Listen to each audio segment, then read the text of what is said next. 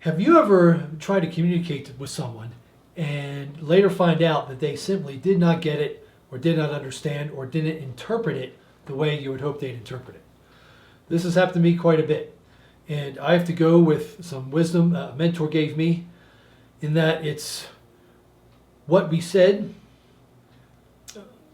what was actually received, and then how it was interpreted. Now, when I'm talking with someone, I can think that I'm as clear as day, but it's how they interpret what I say that really counts. So, how to take care of this? One, look at the gestures. Are they making gestures that might indicate, understanding? Or if it's a controversial point, a controversial discussion, are they making gestures that might say that, they've realized what you're really trying to tell them, and there's a problem, and then you need further discussion. Also, ask questions to confirm. Hey, I've told you you're off this project, and you need to move to the other project and do more project management. Is that understandable, and is that okay? And in which case, sometimes they might say, "Oh gosh, I just wasn't paying attention." Okay, well, the only way we really know is to ask questions. Maybe you've had it where someone is listening and they're like, "Oh, okay, yeah, right, okay, got it," and they're really just waiting for the noise to stop so they can get back to work. So, again, it's not how clear we are; it's how the message is received that we're trying to say.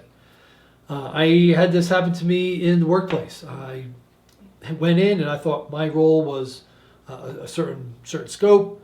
Turns out my client there thought the role was a little different, and they thought I was in a more of a support role instead of a peer role. Okay, well, sometimes I'm support, sometimes I'm at a peer level, depends on the client.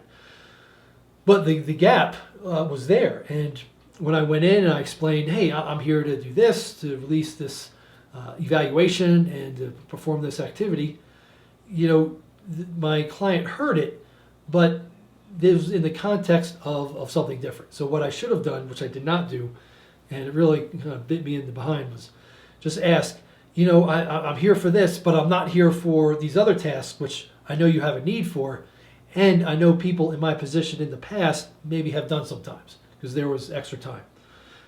We were able to fit in some other scope. And then get her feedback and watch the gestures, ask questions to confirm. Had I asked the right questions, then it would have come out, I thought your role was this, and I'm going to need you to do these other tasks.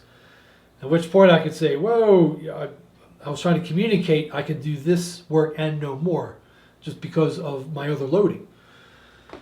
I didn't do it, and it was just a very trying project for the last couple months. We got it done, but I want to help you avoid that kind of pain and encourage you. Ask these questions, particularly if you're saying something and it is not sticking, it's not landing, they're not hearing you, it doesn't look like it's being received. Even if not, I would still ask questions. But the takeaway here is that what counts is how the other listener, how the other person is hearing you. We can think we're clear, but we need to check. So this is going to help you succeed at your job. You'll be a much more effective communicator.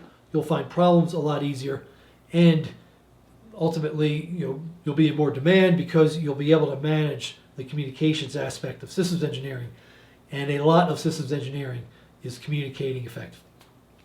Message me below if you like this. If you disagree, I'd love to know what you think. Again, leave a comment below or reach out directly, and I will see you in the next tip.